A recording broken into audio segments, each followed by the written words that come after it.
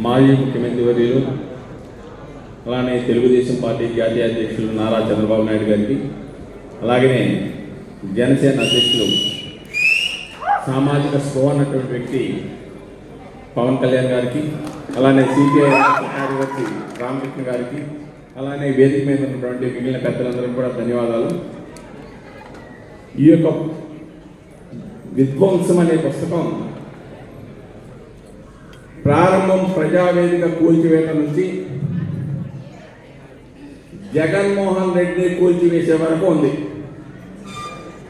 అంటే ఇన్ని అంశాలు దీంట్లో ఇది కనుక జరిగితే ఈ రాష్ట్ర ప్రభుత్వం Jaganmohan Reddy నాయకత్వాన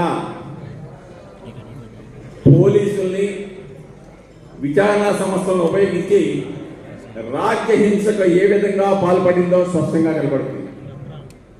state sponsor terrorism ఈ నియంత పాలనలో ఎంత దారుణంగా ఉందో స్పష్టంగా కనబడుతుంది.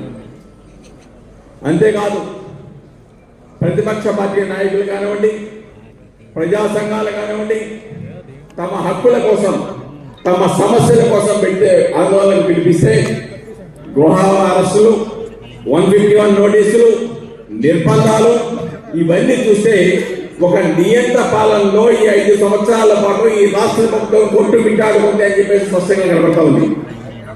కాబట్టి ఇది ఎంతతో ఆగల పాత్రికేయుల వల్ల ఏదైతే మార్గదర్శి అనే పేరుతో ఈనాడు మీద కక్షతో, అలాగే TV5, ABN, ఆంధ్రజ్యోతి పత్రికల మీద ఆయన పాత్రికేయులను బెదిరించడానికి జీవో నెంబర్ 2430 తీసుకొచ్చాడు.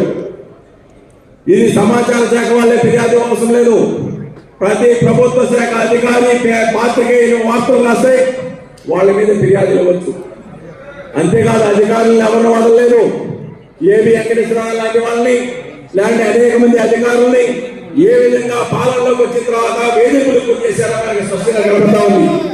వాళ్ళనే కాదు, సుప్రీంకోర్టు ఇచ్చిన తీర్పును సైతం అరెస్ట్ చేసినప్పుడు 41 నోటీస్ ఇవ్వాలి, అన్వేష్ కుమార్ జడ్జిమెంట్ ఫాలో అవ్వాలన్నప్పుడు కూడా